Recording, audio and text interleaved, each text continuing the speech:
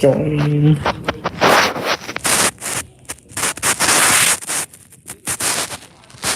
And while I wait, I might as well actually play something.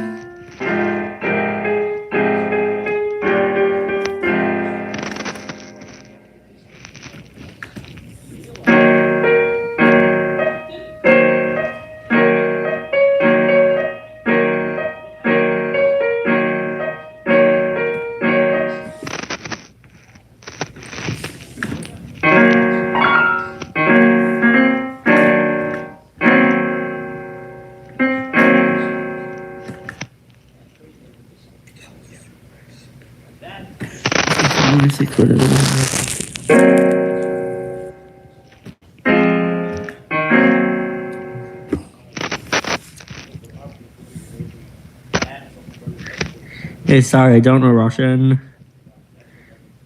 or whatever language that is. But yeah, today instead of like doing like my usual music practice, I'm gonna be doing some music theory today. So like I've just been looking into. So recently I watched a video on something called negative harmony. Ever heard of that? Well, if you haven't, if you haven't ever heard of negative harmony, well, you've come to the right place because I know a little bit about negative harmony, and I can teach you what I know. So basically, you can probably see I got my keyboard out, so I can demonstrate some examples. Once you guys saw that, let's just flip the camera so you can see my keyboard. And basically, although I'm not going to be playing any real songs today, I'm going to be demonstrating some stuff. So basically, like, imagine you're in the key of C major, right? So imagine in the key of C major, right? So you have, like, just going to play something to establish us in C major.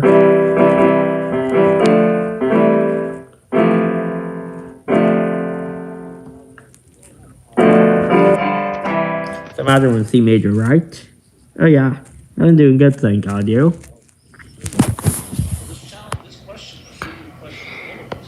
Yeah, but basically, like, let's say you're in C major, right? Just for like, may as well C major. And you want to actually do something interesting. Like, let's say you're playing the melody, like, say, let's take the melody of, which melody should I do? I'm going to take the melody of a traditional Kabad song called Di Donata. It goes like this. That's basically how it goes, and I'm going to actually play the negative version of that. Sounds interesting? Well, let's do it. So first I gotta find, so before I actually play the negative version, I actually have to work it out. So basically it starts on C, right? So negative harmony, what we do is we like draw a line down, like we take our key, say C major, and then you take a line, and then you take the circle of fifths, you chop it right down the middle between the tonic C and the dominant G. And now we're going to reflect everything over that. So like your regular, basically C becomes G and vice versa. D becomes F and vice versa. E will become, what D become again? G, D, A, E, C, F. E will become E flat. So like instead of having a major, and that tells us instead of having a major tonic, we're gonna have a minor tonic. And then when it comes to and then I already mentioned F reflects to D, and D reflects to C, while A will actually reflect to, I believe, B flat. Let's just make sure. C, F, B flat, G, D. Yes, so A will reflect to B flat, and B reflects to A flat. So that basically so now if I play the negative version of the major scale, normally the major scale will be ascending, right? Sorry about that. There we go, that's better. But the negative version inverts everything, so now it's gonna be descending.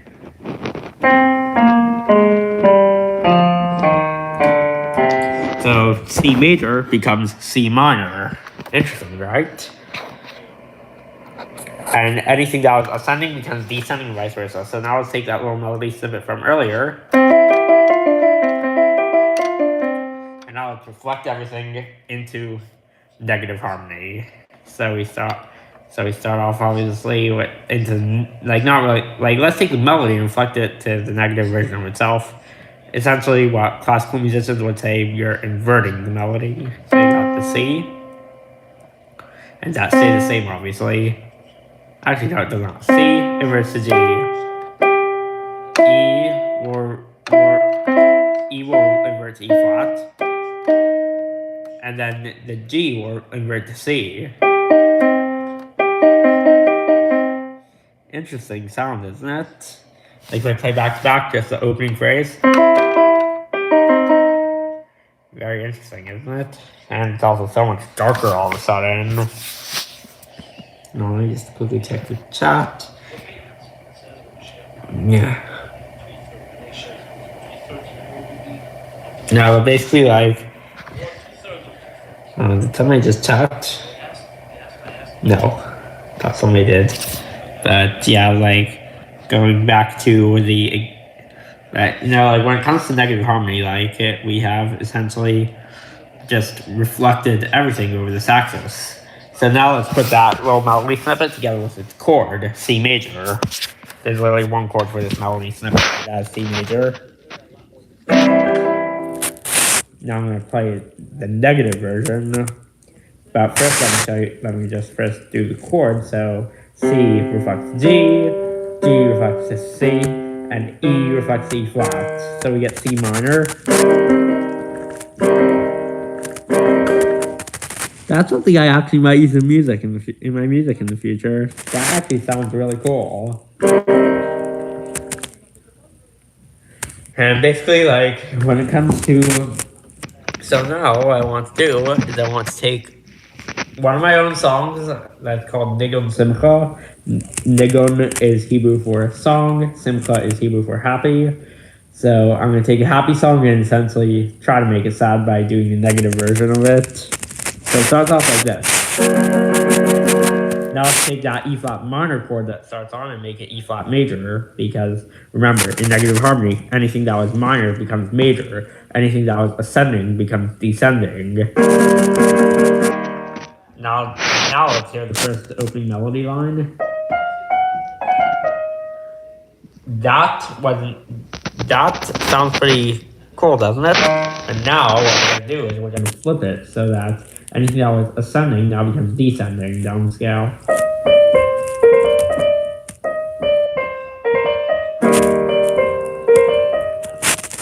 Now we're gonna do the same with the next phrase. So normally that'll be on a D flat chord. But now we're gonna take the negative version of it, essentially bring this D flat chord,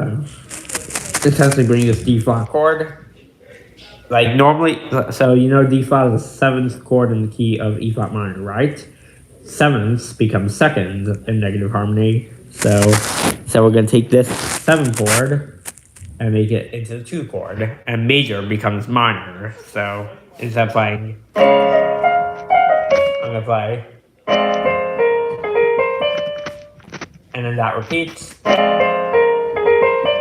then I'm gonna go back up onto E flat major. And now here's that full opening melody.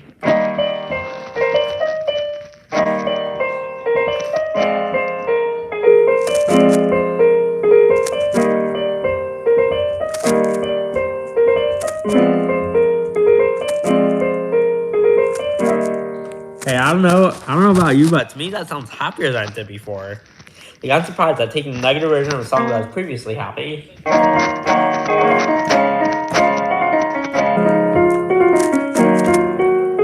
Just made it happier.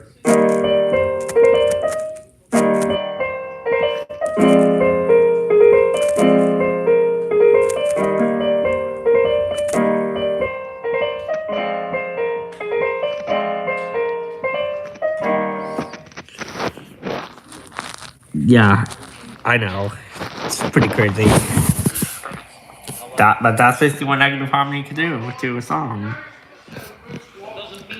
Although, like, so the video I was actually watching on negative harmony is from David Bennett Piano, and he's actually a very good teacher, I'd say.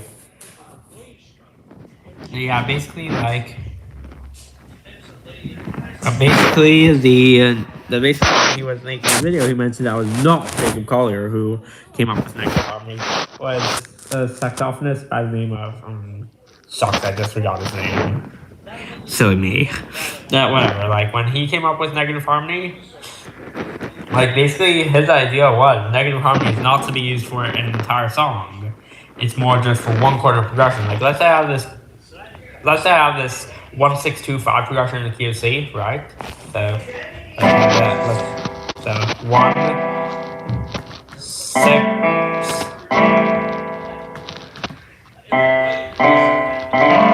2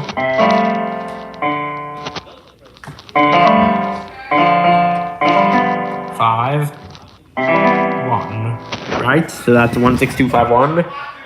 Hey. Yeah, that's 1-6-2-5-1 in the key of C. But in negative harmony, sometimes, like, we're not going to take the entire chord progression and make it negative. We're just going to take one chord and make it negative. Let's make the 5 chord negative. So 1 6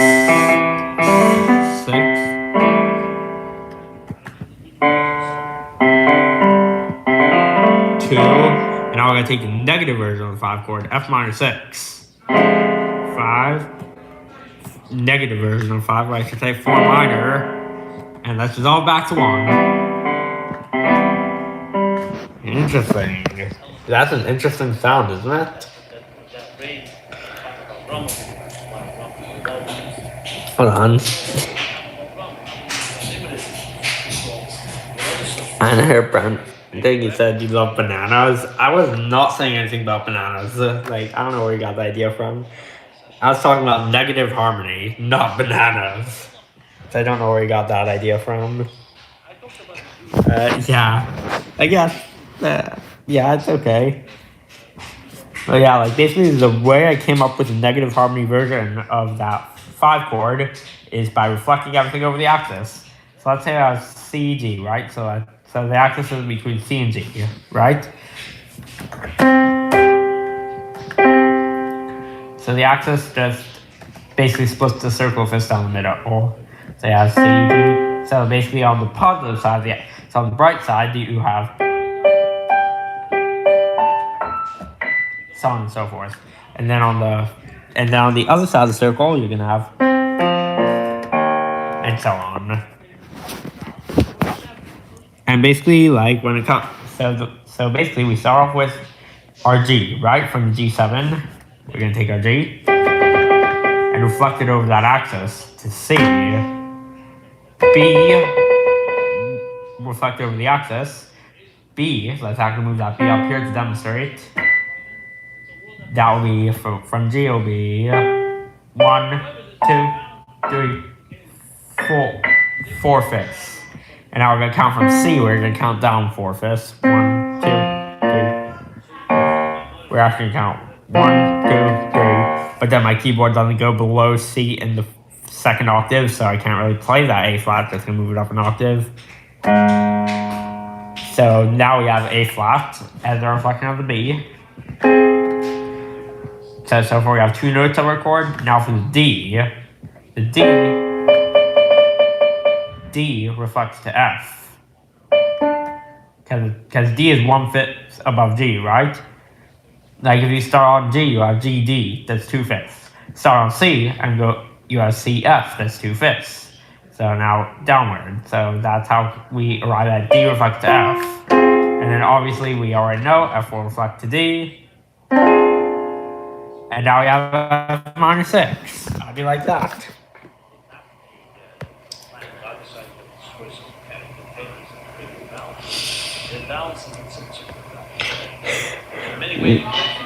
What is going on with the chat today?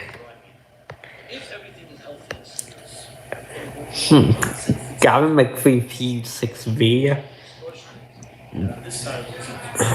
I wonder what you're talking about. This is meant to be a music theory live stream, not try to get your whatever live stream. It's meant to be more of a music theory live stream. Basically, like, so basically, like, so now I'm going to ask you a question, and I want you to try to answer it in the chat. Why do you think F minor 6 resolves so well to C? There's no correct answer. There's no one answer I'm looking for, but why do you think this chord, F minor 6, resolves so nicely back to C major? Especially with 7th on there. Like, why do you think?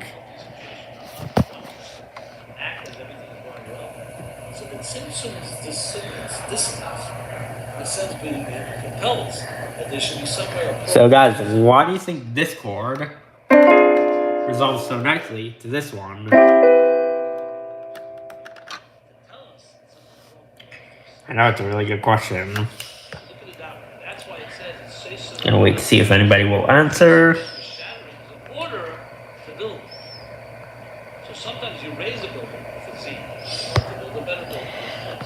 Just gonna wait a little bit.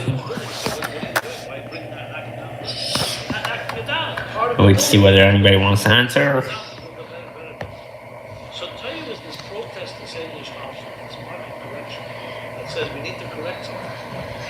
So yeah, like, why do you think this chord resolves so well to this one?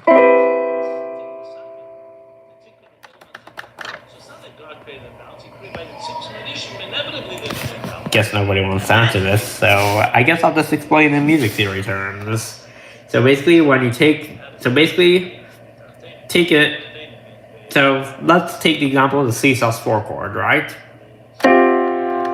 This one. And it moves very nicely down to C. And the reason for that is that the F note, this one, really wants to resolve down the semitone to C, to E. And basically an F minor F minor moving to C is kind of like a supercharged version of that, where you have both the F and A flat want to move down to C.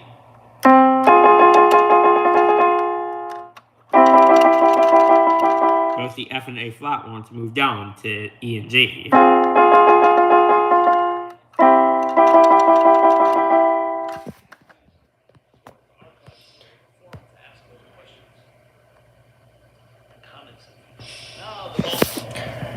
Okay, so now, why do you think that adding the 6th on the F minor chord makes it so supercharged? Why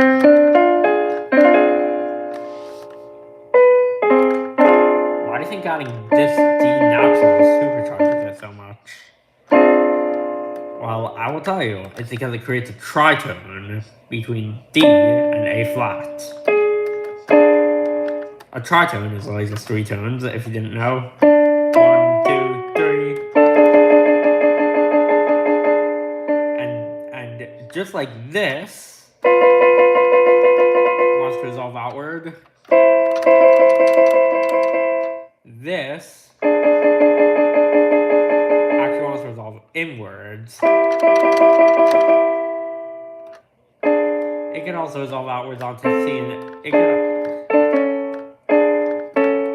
that tritone, however, I feel like this tritone though wants to resolve more toward A than towards C.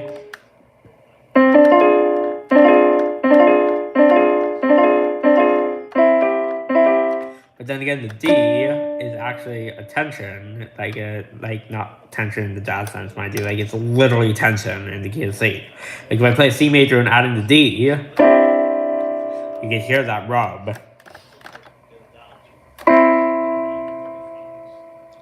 You know what?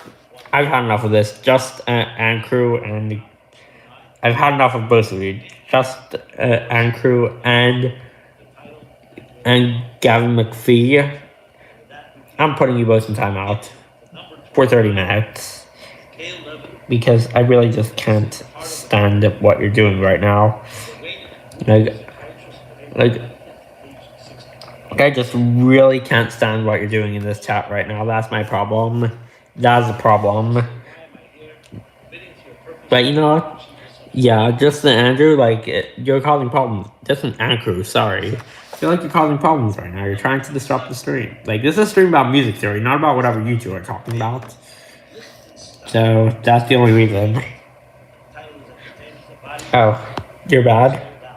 You just, did you just not realize? Like, when I've been sitting here talking about negative harmony and why D minor 6 and why F minor 6 resolves to C, you've been talking about the most random things in the world. You never fail to make me laugh. Ed Sheeran of Timu. That's like the funniest line I've ever heard, honestly. Honestly, that's like the funniest line I've ever heard. But yeah, come to think good, I do kind of look like Ed Sheeran. Just sound like a lot younger, and, you know, my music isn't quite as good yet, I'm afraid, but, you know, like, at least to some people, but yeah, I just think it's the funniest thing I've ever heard. Thank you. But yeah, today I'm not actually doing like actual music. Today I'm not doing music. I'm actually doing the music theory. Oh, hi at Taylor Shaver of 13. Yeah, today I'm doing music theory. Like, you know, like what, like the reason, the reason F major 7 resolves, the reason F7 resolves so well to B flat. You know. Okay. Oh, thank you. But please don't. Like, it's funny the first time, but, you know, after that, it's not, it's funny the first time, but after that, it's not really funny anymore. Sorry. Like, I'm sorry to tell you, but, like, it's funny the first time that somebody says it, but after that, it's no longer funny. So please don't say that again. But why do you think F7 resolves to B flat minor or B flat major? Why do you think that works so well? Well, I'll tell you, it's a perfect cadence. Next, 21.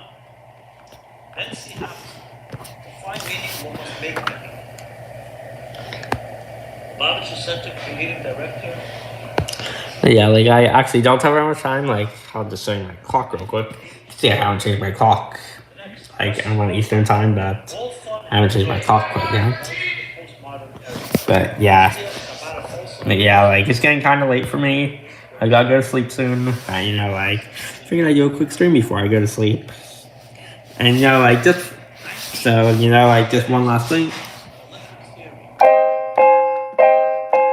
So I was explaining earlier, like, why F minor 6, this chord, is also done well to C. It's because you have these two notes resolved down to these two.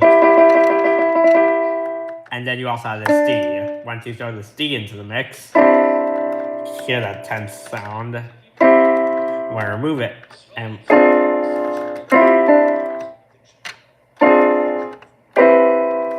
pretty cool, isn't it?